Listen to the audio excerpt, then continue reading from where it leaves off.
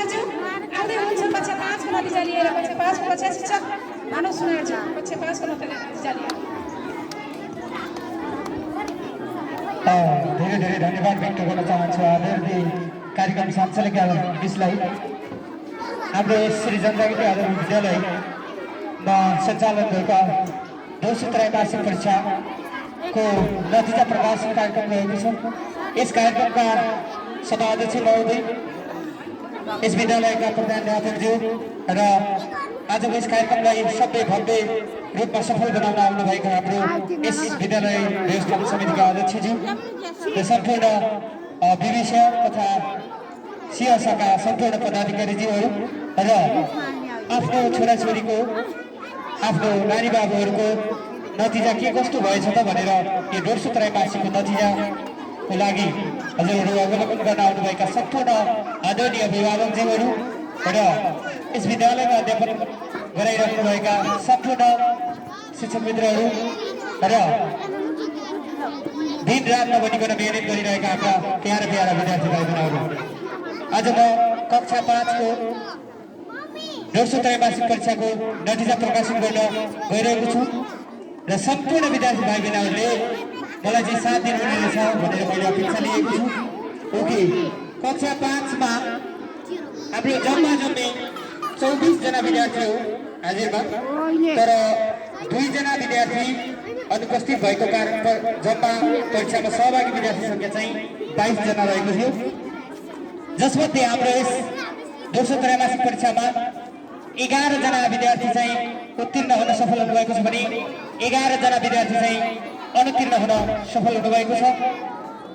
यसरी चाहिँ हाम्रो उत्तीर्ण प्रतिशत 50% आउँछ र त्यसै गरी अनुत्तीर्ण प्रतिशत पनि 50% आइरहेको छ। ओके, सो कक्षा 5 मा प्रथम स्थान हासिल गर्न को हुनुभएको छ होला? को हुनुभएको छ होला?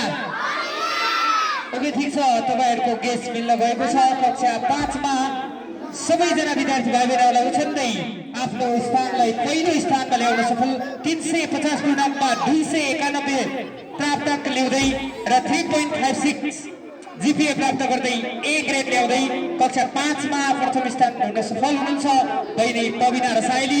सम्पूर्ण विद्यार्थी भाइ बहिनीहरूले जोरदार ताली दिएर बहिनीलाई इन्करेज गर्नुहोला, सम्पूर्ण विद्यार्थी भाइ बहिनीहरू म आशा गर्दछु। ओके, त्यसै गरी कक्षा 5 मा द्वितीय को हुनुभएको छ होला? ओके, द्वितीय को हुनुभएको छ होला?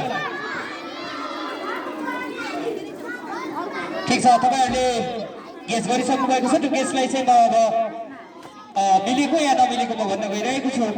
कक्षा 5 मा 350 पूर्णाङ्कमा 235 प्राप्त ल्याउँदै जीपीए 2.94 बी प्लस ग्रेड ल्याउँदै द्वितीय स्थान हासिल गर्न सफल भएका छन् भाइ मन्जित भिक।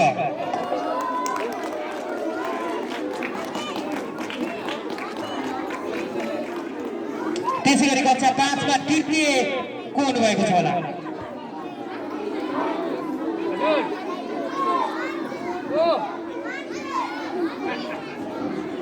कक्षा 5 मा तृतीय स्थान हासिल गर्न सफल 350 पूर्णाङ्कमा 225 प्राप्त ल्याउँदै 2.74 जीपीए ल्याउँदै बी ग्रेड ल्याउँदै थर्ड स्थान आउन सफल आशिका बुढा बहिनी हुनुहुन्छ। बहिनी अगाडि आउनु माग्दा विनम्र गर्दछु।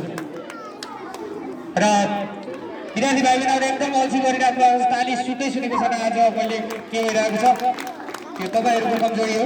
त्यसै गरी चौथो स्थानमा आउन सफल बहिनी मनकुमारी विक, त्यसै गरी 5औं स्थानमा आउन सफल बहिनी मन्जु विक, त्यसै गरी 6औं स्थानमा आउन सफल भाइ योगेन्द्र रसाइली, त्यसै गरी 7औं स्थानमा आउन सफल भाइ सन्देश खड्का, त्यसै गरी 8औं स्थानमा आउन सफल बहिनी दृष्टि अडै, त्यसै गरी 9औं स्थानमा आउन सफल भाइ शङ्कर विक, त्यसै गरी 10औं स्थानमा आउन सफल बहिनी दिपा विक, त्यसै गरी 11औं स्थानमा आउन सफल बहिनी सङ्गीता विक।